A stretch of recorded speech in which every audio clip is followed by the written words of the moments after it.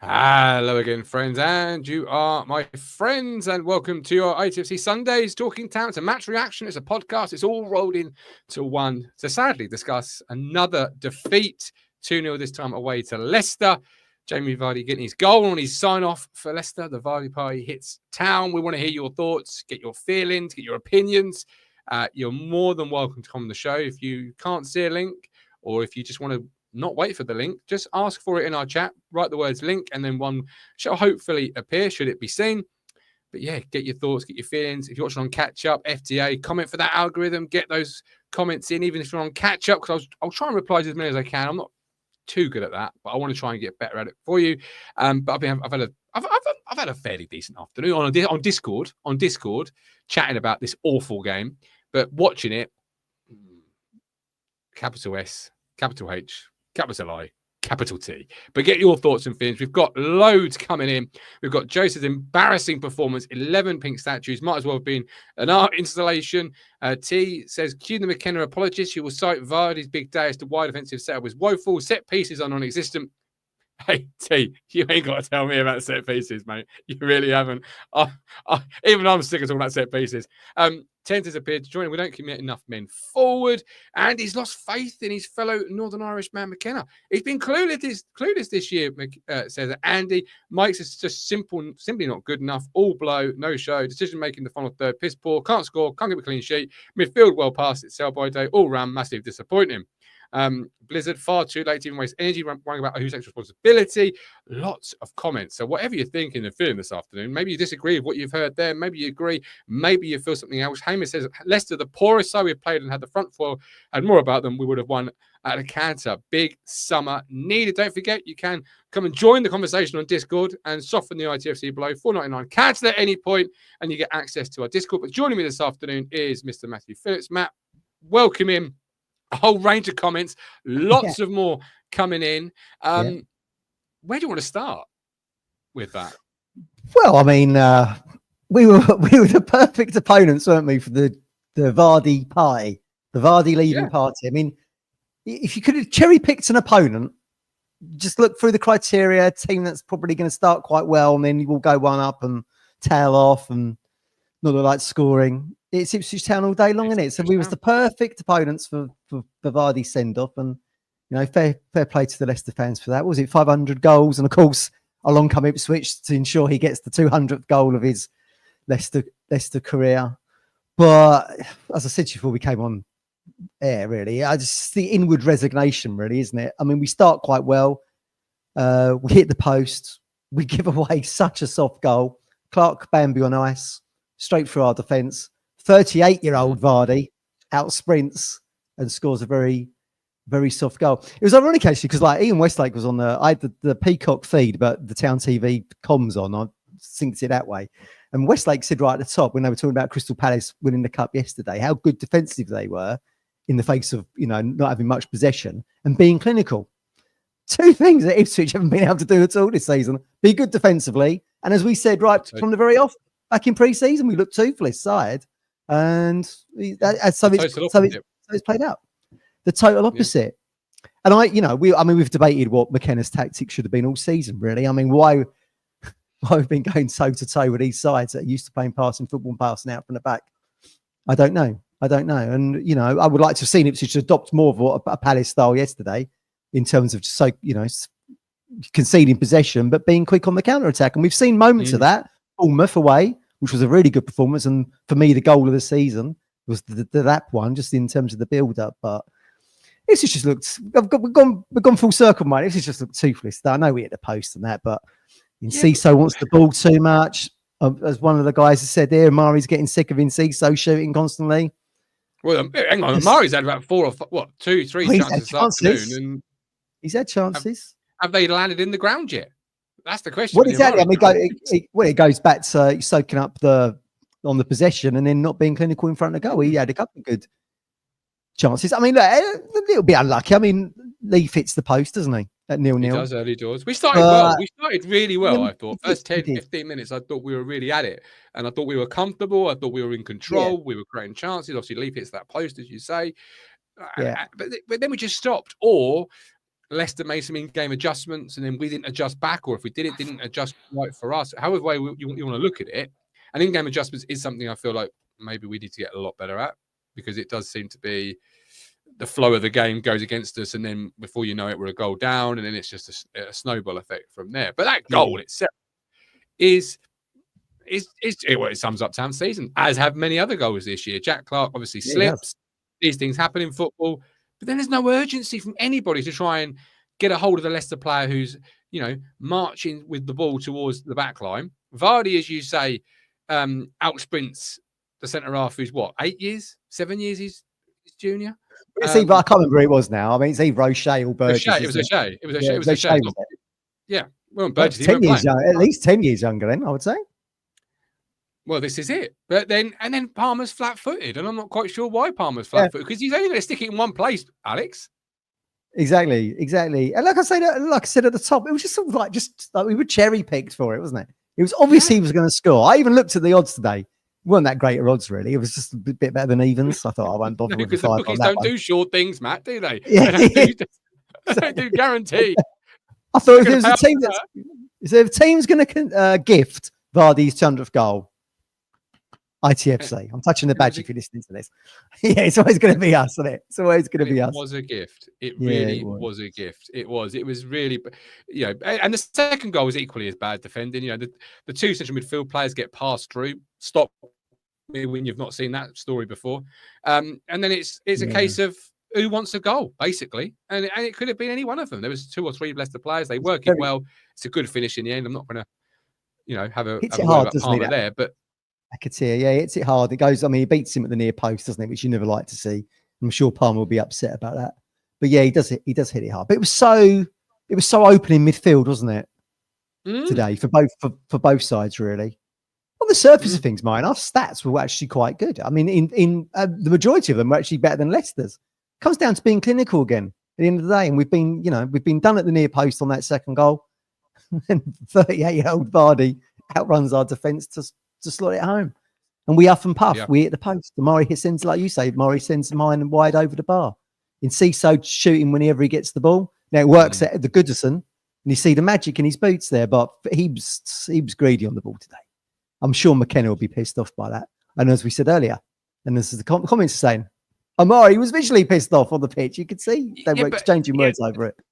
But that's the magic of Enciso. When he's really at it, he's at it. When he's really not at it, he's really not at it. And this afternoon was more not at it than at it. Let's be honest. Problem with Maverick. This is a problem with the kind of Maverick kind of street footballer style players, isn't it? You do get the magic every now and again, and then when it doesn't work, everyone's going to get him off. Do you know what I mean? But I mean, you have to take the rough with the smooth, I guess. But very, very disappointing. And Ipswich have out of 12 points against Southampton and Leicester have taken 2. And it says here 2 out of 12 from Southampton and Leicester. No complaints about going down. 2 out of that's just look. Really that's abysmal. That is abysmal. How well you? We have been a bit. Let's not sugarcoat. We have been abysmal this season. I mean, look, I used to get a lot of criticism, didn't I? And I said, like McKenna out, even back into League One days. I said, is he really what we need? And now he proved me wrong there, and fair play to him. Fantastic. Gave us 2 great chapters in our history, but he's not been very good this season. And our home form has been absolutely terrible, which is why we're going down. We've spent 120 million, if not more. We're not even going to get beyond what Luton spent on 20 million and their points total. They got 26, so we can't even get to 26 anymore. And we said like the Everton game back in October, we was asked whether or not Ipswich would get to 40 points. We said, I ain't going to get nowhere near 40 points, but they've only got to 50% of that total now, a little bit over. And here we are at the end of the season. So it's been very, very disappointing. And, I did say at the start of the season, so I have to be consistent. McKenna has got a bit of a free pass for me because he's got us to the promised land well beyond the curve. He's done fantastic. Agreed. But he's been found out. He's been found out this season, and he's been a bit of a novice this season, and he's been tactically found out this season. Now, it'll be very interesting in the summer what happens, whether or not he's going to be part of any conversations moving forward where managerial changes come in the Premier League. I don't know, but I'm torn. I'll tell you exactly what I think. I'm torn at the moment. I feel like I don't want McKenna to go down the Burley route, where you start the season with high aspirations, and that season we'd gone down from the Premier League 20 odd years back was 100 points, 100 goals, got nowhere near that, and Burley's gone by October. I don't want McKenna's story at Ipswich to finish like that. So part of me's torn, really. Do we need probably some new thinking in there, maybe? Possibly. No. But that's a risk in itself, isn't it? That's a risk in itself, you know. The grass always looks greener, doesn't it? I'm sure if you put a poll in right now, Martin, people would say get rid of McKenna now and whatever. Well, yeah, and I think that would be the reaction of the game. I think that'd be the reaction of the game a little bit. You know, I think you can criticise the manager without wanting him to be gone. You know, and that's something that you can be comfortable about doing. You know, he's not going to have all the answers all of the time. No. I think he does is incorrect. So to think you can't criticise or you can't critique or you can't nitpick the same way he'll do himself. You know, he's still a young manager. Let's be honest about it. It's his first managerial job, and he's had nothing but highs since really he took charge of a football club. So you can still critique him, and you can still say, yeah, in-game adjustments perhaps not there, or you know, the wrong selection here, or the wrong formation there, or whatever. They're all things you can do without saying. You know, and I think sometimes we lose sight of that as fans. It's almost immediately the moment you start criticising them, you've got to go, right, he's got to go. Like, no, you can criticise him and you can live in that world for a moment. Yeah, and we've like when we have talked about this during the season, we've never actually come up with a name that we thought would be better than him. But I mean, I go back to the stat though. The bottom 8 in the Premier League, only 2 clubs haven't changed their manager, us and Spurs. Yeah. I mean, the irony of this, of course, is that if you'd said to us in August, we'd be directly below Man United and Spurs in the table, we'd have beaten your arm off, thinking we're probably going to be in the top 10, most likely. Who'd have thought we'd be 16th, 17th and 18th? I don't know. Well, the bottom 3 being so bad has made us all miss out on a magical moment there, right? Of one of them possibly slipping down. But we've certainly been, you know, I think we've actually been worse than what people think, because we're only 10 points ahead of Southampton, who everyone was talking about being one of the worst Premier League teams in the history of the Premier League. We've been bad. You can't escape that. We've been bad, and there's reasons why we've been bad. And we've not learned quick enough from mistakes. We've made too many of the same mistakes. Hello, my good old friend set piece. And today again, you know, not enough fight in some places. I think the commentator said that not enough fight, and you know, we need to get in people's faces, and that's something that we were doing so well last season. We've dropped off on this year, Matt, where we're not quite in the face of the opposition as often. Is that fair to say? No, yeah, I do get that stat. Like I say, I mean, our stats looked quite good. It looked like a good performance on the surface of things, if you see what I mean. But we weren't really. We would never go. As soon as we've gone a goal down, we were never going to score 2 goals. That was the vibe I got. Yet we passed quite well. We had a better XG than what Leicester had. I think both sides were in the 400 plus mark for passes. I think our tackling stats were quite good. You know, and I thought, I mean, we talk about the midfield now. I thought Morsey did all right today, again, on the surface of things. And you go a little bit deeper into some of the stats, gave the ball away like a dozen times, which you don't want to see any midfielder doing that. And I don't think Tuesday was much better either, really. No, I thought against today those 2 were bad for me, Matt. I thought today them 2 again were, you know, we are where we are with that midfield now. And I said in January it was a big mistake not addressing that position. And it's Downs, wasn't it? I mean, that was the rumor, right? Downs was the rumor, but didn't happen. And that will probably happen in the summer, right? That type of transfer, you know, I would be not surprised at all if Flynn Downs was on the transfer list of targets we're looking to bring in the summer. But does the club realise they can go for players they haven't already targeted in previous windows? Like, are they aware of this? Like, I know they haven't got the Brighton data system anymore, but they do know that other players do exist other than the ones on the short list that you've targeted before.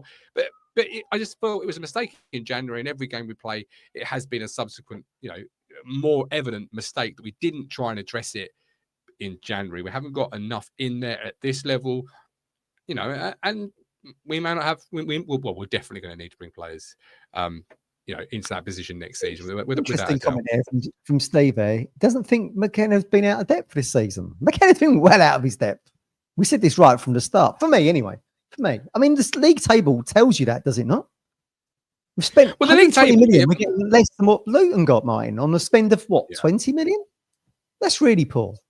That no one can ever tell me that isn't poor, because they've swung for the fences there on the spend to try and stay in the Premier League, and I've given them 10 out of 10 for the ambition. It's more ambition than what Norwich City showed when they come out.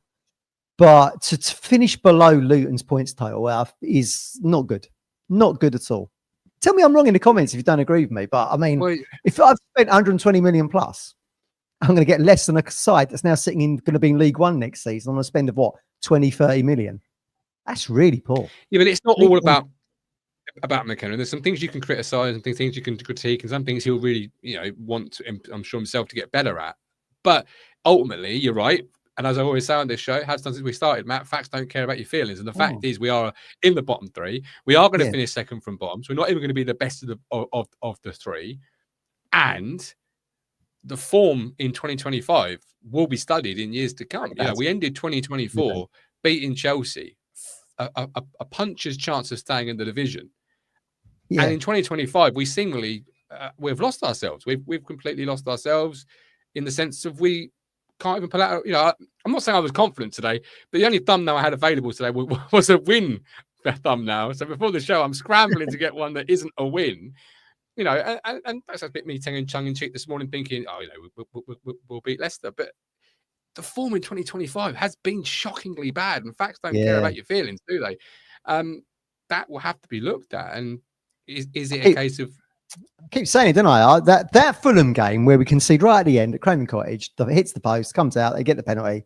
I don't know. That to me seems the watershed moment for me.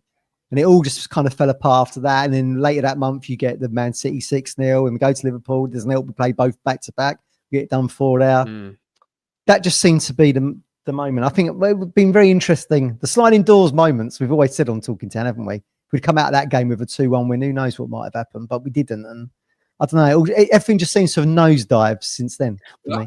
I think confidence plays a big part of it. Players, I said at the start of the year, it's really hard getting beat week in, week out, because you start to wear the criticism, you start to wear the pressure, you start to wear the defeat. Every defeat is like a hole in a bucket, and all that water is escaping. And the more defeats, the more holes, and eventually you ain't got no chance of keeping any water in the bucket. And Leif Davis is a player we saw today. Leif Davis is old today. I thought he was really good personally. Yeah, he played well, Leif. Arguably man of the match, I would say. Unlucky not to score. Arguably man of the match. Back to where he's been, but he's obviously had form that's gone up and down. Yeah. And it's really difficult getting. You can't underestimate that. I know you can't quantify it. You can't put it as a stat. You can't say, this is this is that. But it's really difficult getting beat. And getting or coming up short. Where if you're getting beat 3-0 every week, you're not good enough. That's that. But like Fulham, that game there you mentioned, those type of, there was too many, or there's been a lot of those type of games where you've come up just a little fraction short, which again adds a little bit more to that defeat because it's more painful, it's more stinging, it's more of a just got to, do a little bit more here or there. Hard to recover, isn't it, from those kind of like, you're 2-1 up in the 94th minute, whatever at Craven Cottage, you end up drawing 2-2. But I mean, what is the stat from when we've what we lost from winning positions? 27, 30 points. Yeah. So that goes to show you we have been very competitive in games. I think we've always said that this season. But it just, we just haven't been good enough. It's going to be very interesting to see how Leeds, Burnley, and one other, Sheffield United or Sunderland, will get on next season. I think they'll find it just as difficult. I mean, they've all pipped us. Our points total last season was 96, and that we would have finished third, wouldn't we, in this season's championship. I'll be very interested to me how Leeds and Burnley are going to get an extra 10 more points than what we've got, given we've left 30 points out there. So, I mean, are they going to be able to consolidate in those positions where we've not been able to do it over 90 minutes? Be really interesting watch next season. But it's so disappointing for us, really. Again, the Ipswich fans were great today, weren't they? You could hear them on the feed and everything, travelled in their numbers. Fantastic. And they'll do the same again next season. Hopefully, winning more games. Fingers crossed. Matt, if you got points for away attendance, but also how loud and involved in the game the away crowd was, we'd be top of the league, or certainly up the top of the league.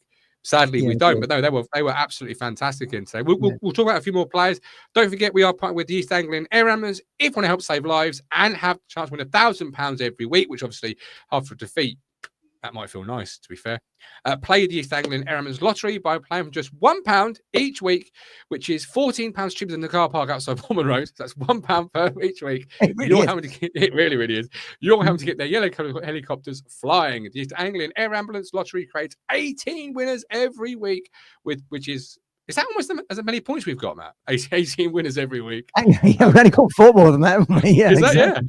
It was prices range from £50 to £1,000, over 18s only. T&Cs applied, but please, whatever you gamble responsibly. Yeah, we are very close to the 18, aren't we? Yeah.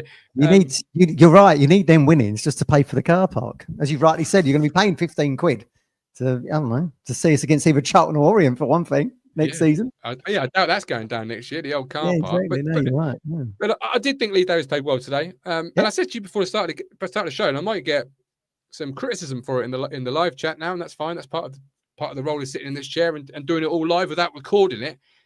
I actually quite liked the look of that back four and how it may translate to the Championship. Axel at right back, O'Shea and Greaves with Leif Davis. What are your thoughts on that back four? Obviously, now at the back of a 2-0 defeat, that can look rather foolish, and I wear that, and I'll take that criticism. But I still think that back four could be a good, if not excellent, Championship back four.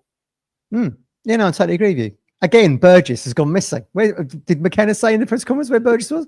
Now, some people were talking about Burgess being a man of the match last week. Well, according to reports, he's in. Is he Rangers are interested in him, or there's another club that's entered the fold? I think it's Rangers. So he could be obviously on the way out. He could be on the way in. I know fans would like to see him, but he wasn't playing today. But I like that back four. I think that back four has got ability on the ball and also can defend quite well. Not. It ain't good enough for it's not good enough for the Premier League, is it? I mean, the league table tells you that, but certainly in the Championship, I think. But in that, let's go full circle. Everyone keeps going, we can come back stronger. I still don't know how you do that. Maybe there'll be lessons in the Premier League for next season that we can watch from afar with Leeds and Burnley and Sheffield United or Sunderland. But yeah, no, I totally agree with you. But I mean, is Twanzebe and Burgess, question marks around them. Burgess ain't in the squad and Twanzebe's playing. So I mean, is there something to be read into there? I don't know. But yeah, no, I'd agree. I'd agree on paper. That looks like a good back four, but there's still a question mark over whether Twanzebe will stay. And I think there's a question mark over whether O'Shea stays. I mean, he seems to have sort of hopped around clubs, doesn't he? In the Premier, getting promoted and getting relegated roundabout. And then there's a question mark over Davis. I still think Davis could leave in the summer. Yeah, and by the way, you're more than welcome. You're invited to come on the show and have your say. This is your football club. This is your platform to have your say on your football club. Just ask for the link, write the words link in the chat, and one shall appear. I think I dropped it earlier if you didn't see it, but write the words link. I've got Sega saying Greaves will come good, and A says, Gov, have you been drinking? Not this afternoon, I promise you. Greaves is dreadful, says A. Come on. Greaves is not dreadful. He's actually played very well at left back over the last couple of weeks. Not dreadful. That's why we spent 15-20 million on him. Yeah, exactly. And the second says, he will definitely come good. And I'm a big Greaves fan, and I think the two of them together will be well. But you said about a minute ago, and I want to jump back and jump on that. You said about how do you come back stronger? Now the model of old was yo-yo, right? West Brom and other clubs did it. You would go up, come down, but you come back down stronger. You then go back up stronger. The problem with modern football is, Matt, that model is fast becoming a little bit out of date. Agreed. Yeah, I totally agree. There's so much money in the top level now. Yeah. And players obviously want to play at the top level, and you're seeing things written into contracts more, perhaps, and I might be wrong when I say this, perhaps more than you used to in terms of, relegation release clauses, things like that. I mean, I don't remember 10 years ago hearing much about those type of clauses. I might be wrong, and I might have been really, ignorant to that situation, but it feels like you're perhaps seeing it more. So how do you come back stronger when seemingly you go down, you lose, like Burnley last year, or other promoted clubs lost a couple of players, and then you've got to come back and replace those? How do you do it? This model seems a little bit outdated all of a sudden. Yeah, it's going to be. I seriously don't know. I'm looking at the table now, right? So Leicester now third from bottom on 25, and Tottenham in 17th on 38. So there's a 13-point swing that you've got to address as a promoted club.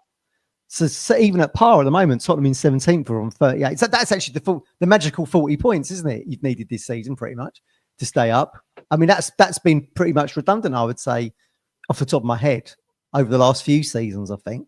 I really don't know. I mean, why are Ipswich going down? Our away form's actually been pretty good. I mean, we've lost less games away than what Tottenham have, and they're in a European final, right? Yeah. So our home form has been where we've let ourselves down. I mean, one win. I mean, we've got 7 points at home in what has been a fortress in the Football League across 2 divisions over 2 seasons. Bad, isn't it? So that's what's really let us down. And look, pick the games, pick the moments. I mean, we should have beaten Manchester United. We were 1-0 up against Bournemouth with 5 minutes to go. We ended up losing that. Today's opponent's Leicester. We gone down. Well, we went down to 10 men. Got our done by there. I think we should have had a pen. We concede right at the death. Some games we haven't even started very well at home, have we? I'm thinking Newcastle United for one. Goal down within 30 seconds, whatever it was. Ridiculous. Yep. Again, you could say that we were tactically naive in that. You talk about Leif Davis playing well today. I mean, he was down by the bleeding corner flag, wasn't he? I mean, that's how far we were pressing from kickoff in that game against Newcastle. But it used to be, Matt, or used to feel like, anyway, from the outside looking in, because obviously I was Ipswich Town Football Club. We sat 14th in the Championship for nigh on 400 years. This is why you lost sight of relegation clauses. Your eyes weren't on the Premier League. This is it. But it felt like relegated teams would only lose the real creme de la creme, the players that had really performed, So, like, if you look at our squad now, you're thinking, Delap is your obvious one, and you can see why he would be off. But then you're sitting and you're telling me, oh, you don't know if Davis will be here, or if Amari will be here, or if so-and-so will be here. And I'm thinking, they've had okay seasons, but not seasons enough where I would be like concerned about losing them. So that's why I'm saying that model of coming down, keeping together the nucleus of your squad, adding to it and coming back stronger is kind of fast becoming out of date. If you're going to continuously go down and lose, even players that are potentially going to be really good in a couple of years, but right now haven't necessarily, done what you needed them to do to stay in the division. Does that make sense? Yeah, well, I totally agree with you. I mean, look at Burnley last season.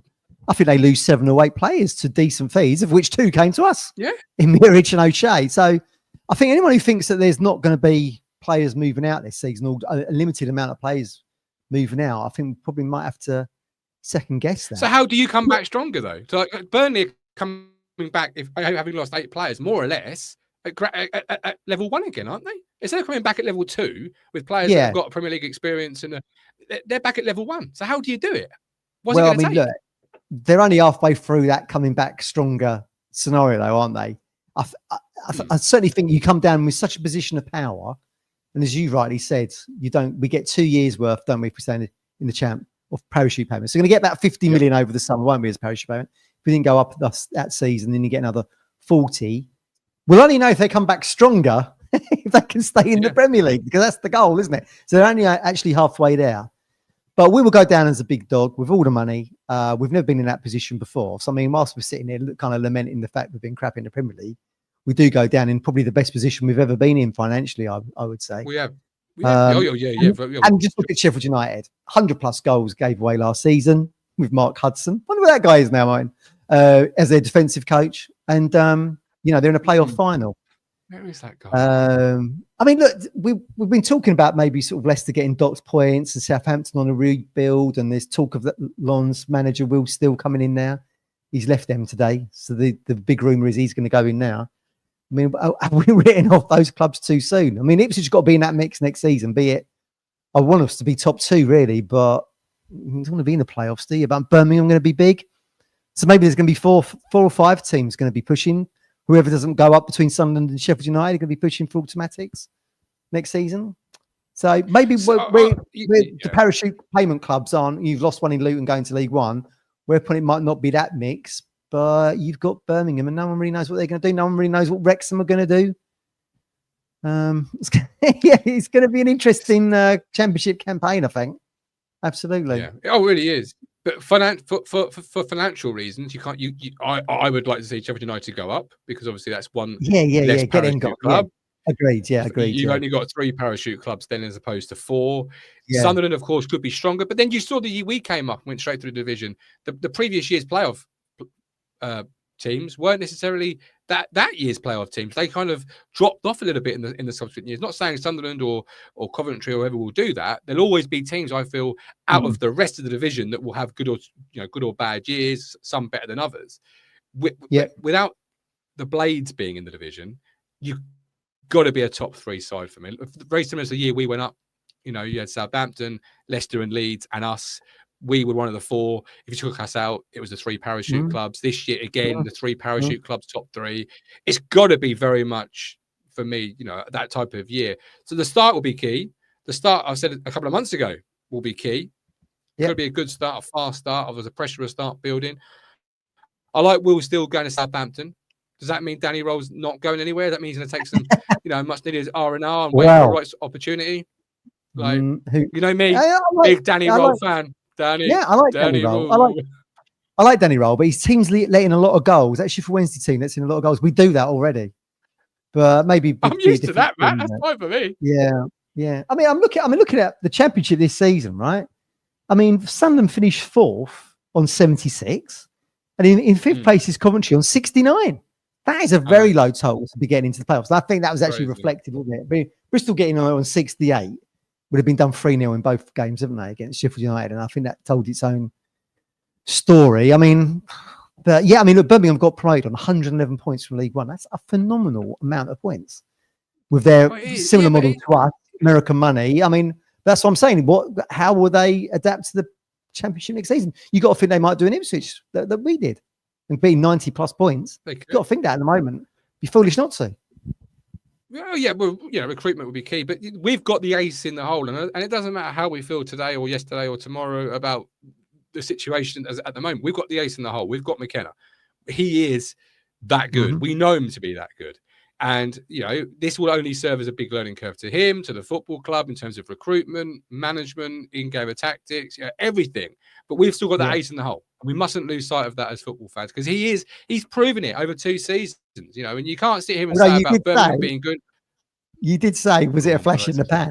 Well, we don't know yet, do we? I mean, he needs that extra chapter, I think, to kind of build himself back up again, because he's been found out this season. I mean, no one's ever going to persuade me away from that. He has. But as you rightly said earlier, it's his first job in football, and he did get a bit of a part. He should have a part. He should have a pass from Ipswich fans this season. He should do, But it's going to be very interesting summer whether or not someone will take a punt on him. We don't know.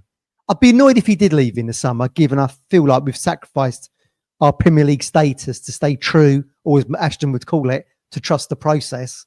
To stay loyal to him. I'm not really trusting the process, quite frankly, that has seen us spend 120 million, got us relegated, when we could have done a Luton and got more points with 100 million less spend. But that's hindsight, isn't it? I admire the ambition. That's what we wanted. We wanted them to spin big and try and finish 17th or higher, and they've failed. But there's some questions to ask in the summer. I don't think it's a done deal that McKenna stays here at the moment. That's my take. It's whether or not someone in the Premier League feels like he's a good enough manager to take a chance on, even though he's a relegated manager. And as we've said rightly before, with Company, that was a different story, really. I think he was Bayern Munich's ninth option, speaks German, played in Germany, had Guardiola doing his bidding, probably being seen as Guardiola as being someone who takes over at Manchester City in the future from him. So there was nuances on that appointment, I think. It'll be interesting, and then I'd take on that on board. And of course, we don't know the future. We're not able to see that far in advance. If we could, I wouldn't be sat here. I'd be on the beach. I'm on the Euro Millions. But you always say this. You're always going to the beach if you've won the lottery, aren't you? Straight there. And I don't even like sand. Just feels like the natural place you'd find a multi-billionaire, right? Just sat on the beach, and not fixed though either. Although that is a lovely beach. Don't get me wrong. Clacton. I love Clacton. Love Yarmouth. But if you had billions in the bank, let's be real. You're not going to go with a British seaside town. Yeah.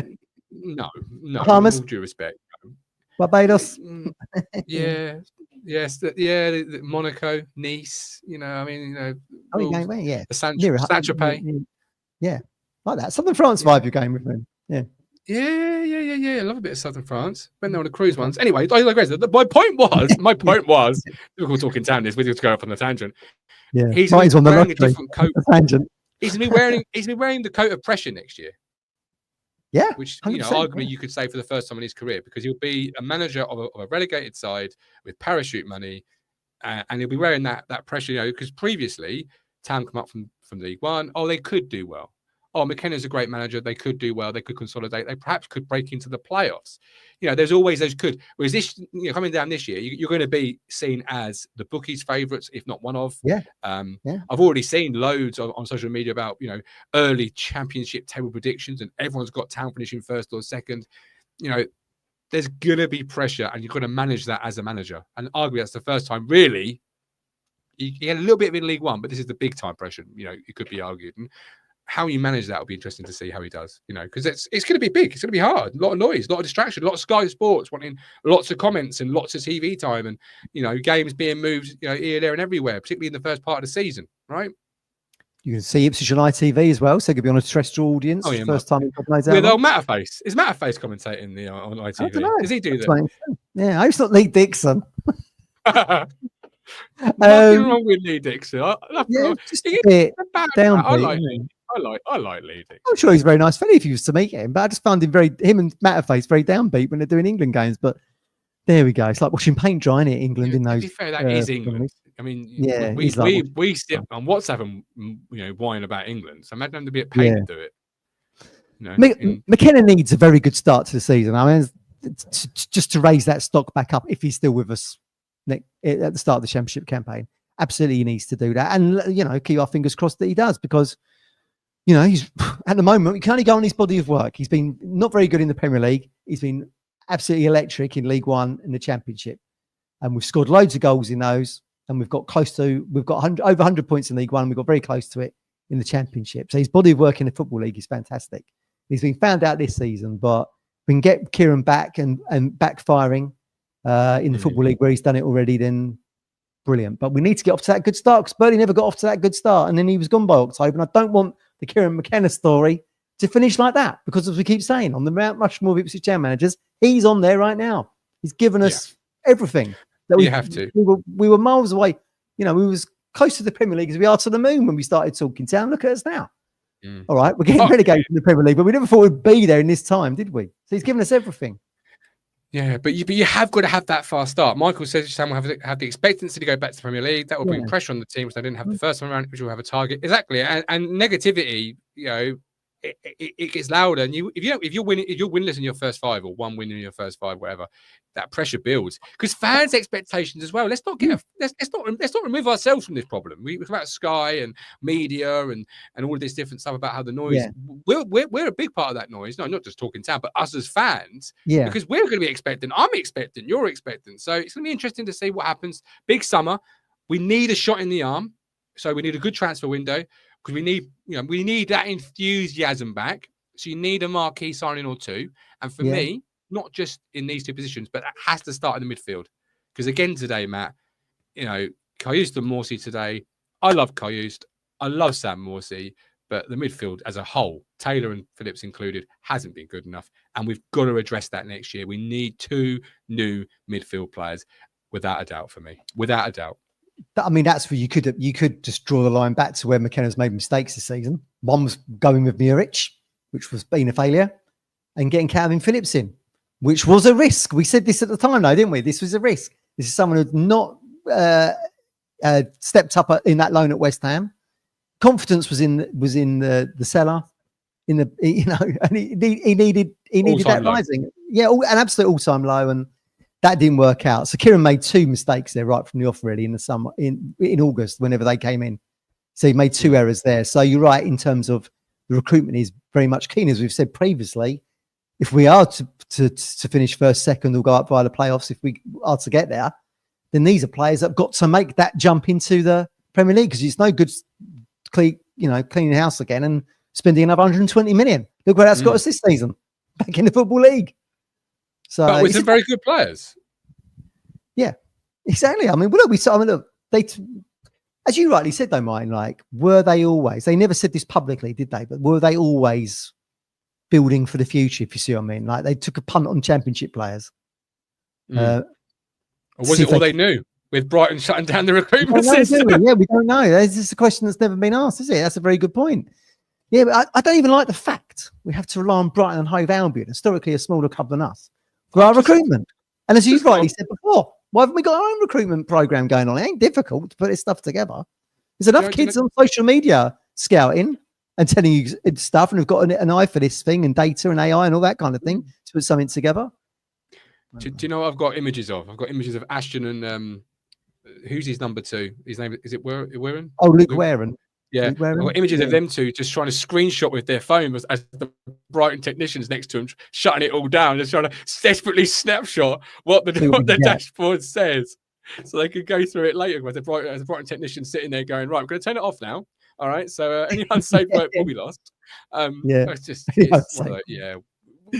Well, we need to, I'd like it to be asked, where are we with our recruitment data? You know, having, you know, suffered that this year, you know, what have we worked on this year so it doesn't happen in the future? You don't want to be reliant on other people, do you? Because that's not the not model is no different. The model is no different to what Paul Hurst did when he come here. It was that he took League 1 and 2 players, see if they could cut it in the Championship. We've done no different, really. He's just McKenna's got better PR with the fan base. Well, he's won back-to-back promotions. To be fair, Matt. I mean, you know, as you say, better PR. Yeah, but we're still giving him, myself included, still giving him free passes on that history, because we've been, as rightly said earlier, look at the bottom 8 teams in the Premier League. Only 2 haven't changed their manager. Tottenham Hotspur in the Europa League final, and Ipswich, who have kept faith with the model that has failed. As harsh as that sounds, the trust the process model has failed this season on a very, very big spend for Ipswich Town. Well, getting away from that, is there?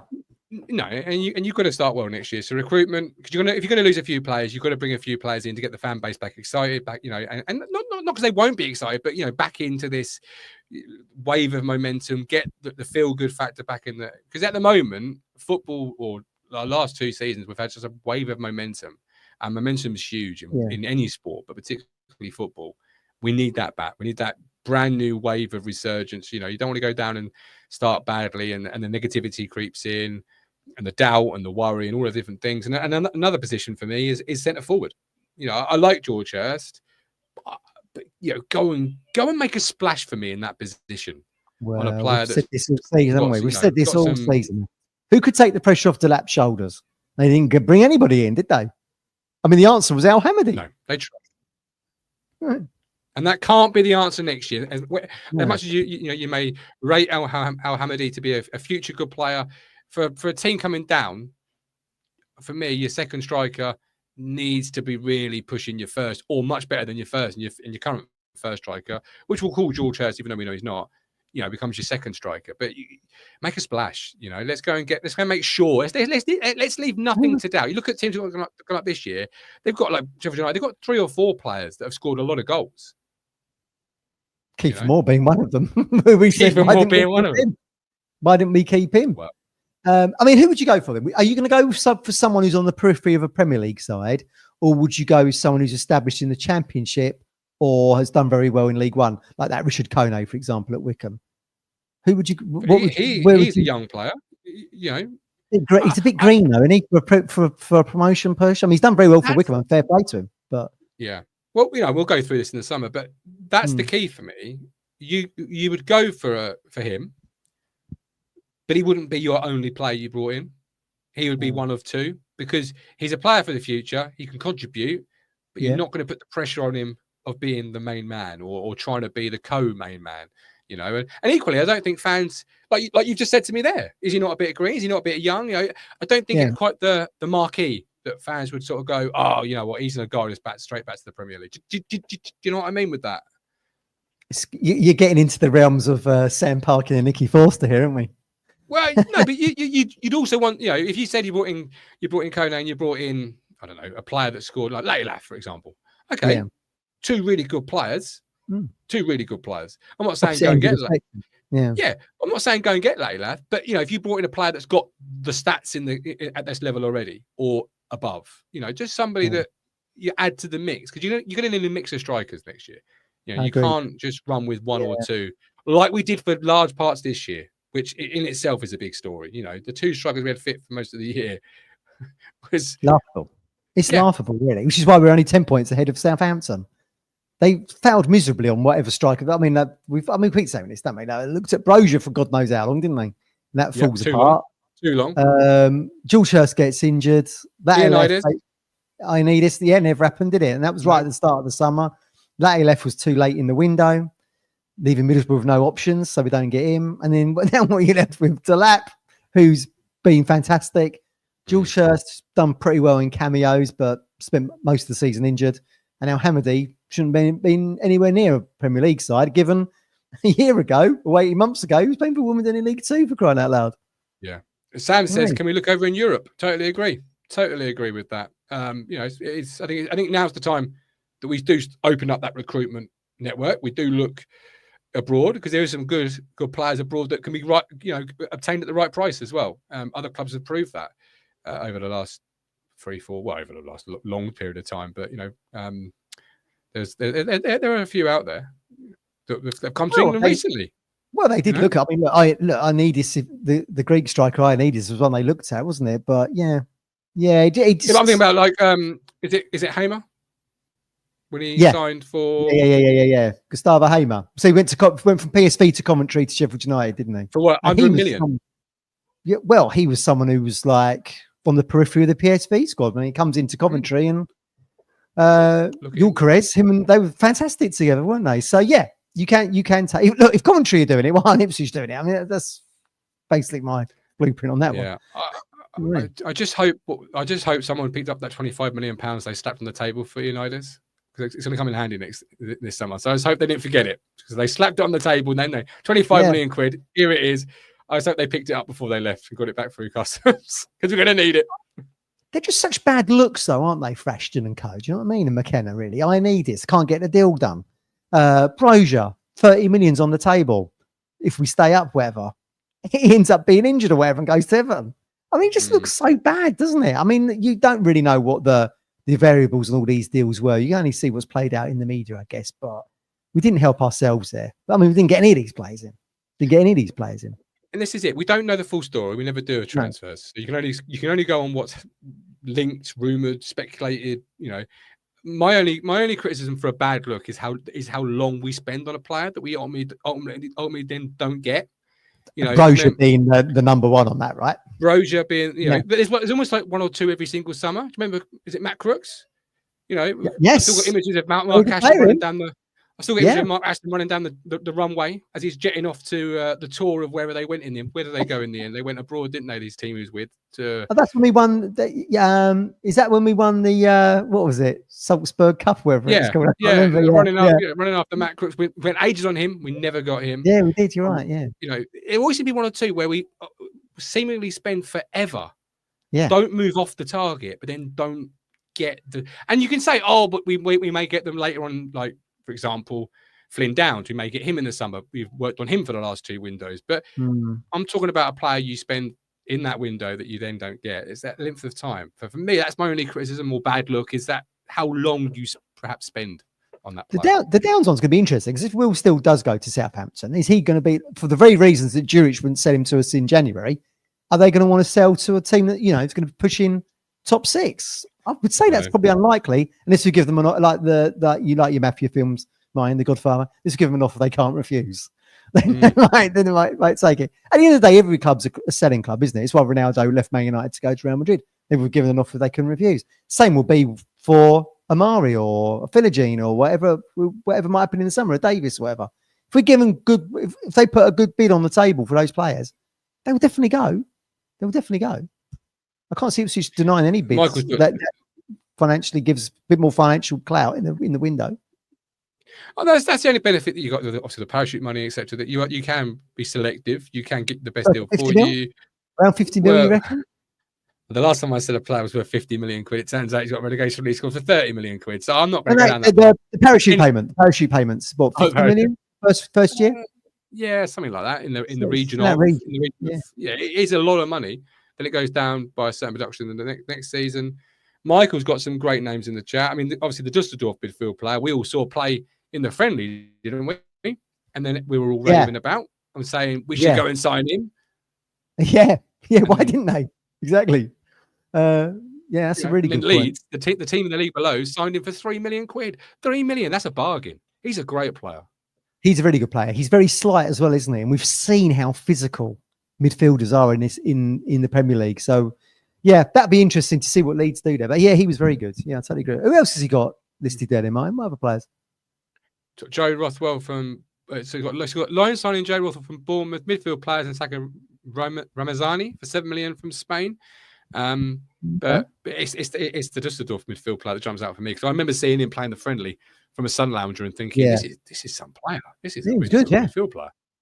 Yeah, he's only ever played in the second tier, because obviously Fortuna are Bundesliga 2, and obviously Leeds this season. Oh well, you never know. But yeah, we missed an opportunity there, I think. But again, would he have been physical enough for this division? We've seen how, well, you've seen how central midfield, all of our central midfielders have struggled at various points during the season. So I'm sure he would have done as well.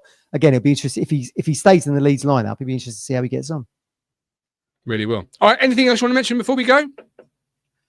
I don't think so. No, I mean, the season's nearly done, everybody. I mean, look, by this time next week, it'll be over, won't it?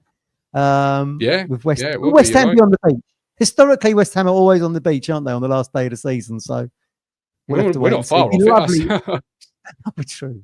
It'd be lovely just having one more win, wouldn't it? I mean, I'm so disappointed with the home form. I hope we can see out the season with a win, but don't hold your breath is what I'm going to say after today's performance. No, don't hold your breath and don't live life in pain. Give Freddie a call at Stowmarket Osteopaths, 01449 613 633. That's 01449 613 633 for physiotherapy, osteopath services. Freddie's the governor there. Give him a call. Tell him the Gov at Talking Town has sent you. Stowmarket Osteopaths. We're back midweek for our last match preview show, where I can absolutely promise you this room will not be anywhere any more complete than it is right now. As you can see, we are building it mid-flight. All right, I need oxygen for it, but we're building it mid-flight, and I've used all the puns from this year already, all the buzzwords. I'm sure it'll be more in the summer for me to use, so I'm looking forward to that as I explain why this room's not any more finished than the last time you saw it 2 weeks ago. Hey, all good intentions, right? All good intentions. I mean, well, but I don't. It's going to look good once the championship season kicks in, isn't it, Mike? Because it's going to take you all summer to get all that. You've even got question marks over what lighting you want now, isn't it? So.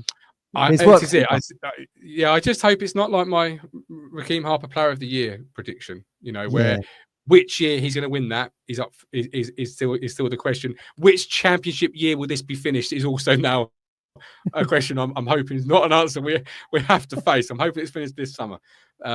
But thanks for watching. Join us over on Discord. As I say, $4.99 cancel at any point to support the platform, create good content, but also you can come across and join the conversation. This man here sometimes pops in. Don't hold that against the server. We have to let him in. It's one of his contractual rules. But thanks for watching. Thanks for listening. Like and subscribe. And I'll see you all midweek for our last match preview show. But until then, take care. God bless. All the best. You make me smile when I think of you.